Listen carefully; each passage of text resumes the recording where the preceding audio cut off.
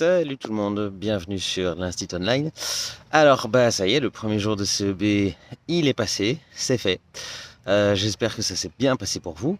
Je vais revenir sur la suite des épreuves, puisque il y a encore demain, vendredi, lundi et mardi. Alors je vais vous parler dans cette première petite vidéo du savoir lire fictionnel et informatif. Je parlerai dans une autre vidéo de histoire et géographie. Alors pour le savoir lire, mais en fait c'est plus ou moins la même chose qu'on va vous demander de faire pour les deux types de textes. Donc pour le savoir lire informatif et fictionnel, mais forcément entre les deux épreuves, le type de texte sur lequel on va se baser va être différent. Donc le texte fictionnel, c'est une histoire qu'on va vous raconter, réelle ou imaginaire, mais vous allez lire une histoire. Et pour le texte informatif, en fait, on va vous donner un ou plusieurs documents sur un sujet assez précis. Voilà. Et en fait, à partir des textes, on va vous demander deux principaux types de questions.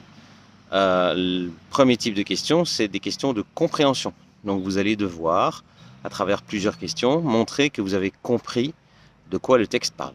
Donc vous allez devoir évidemment aller rechercher dans le texte des informations pour répondre à des questions assez précises.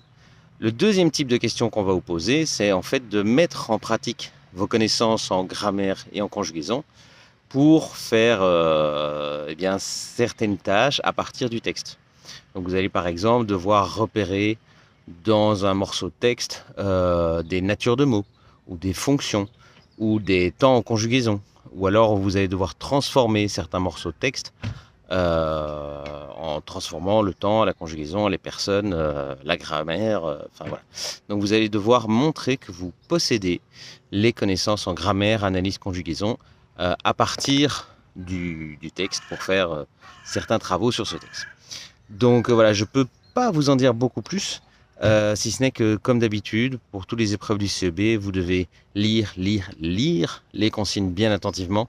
Et vous avez accès, bien entendu, à ce fabuleux outil qu'est le dictionnaire pour non seulement aller rechercher le sens de certains mots que vous ne connaîtriez pas, mais aussi pour aller rechercher des informations sur, par exemple, la nature des mots ou certaines choses en conjugaison, si c'est dans votre dictionnaire.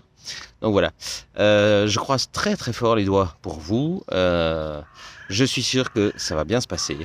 Et puis, bon courage pour les révisions. À plus tout le monde.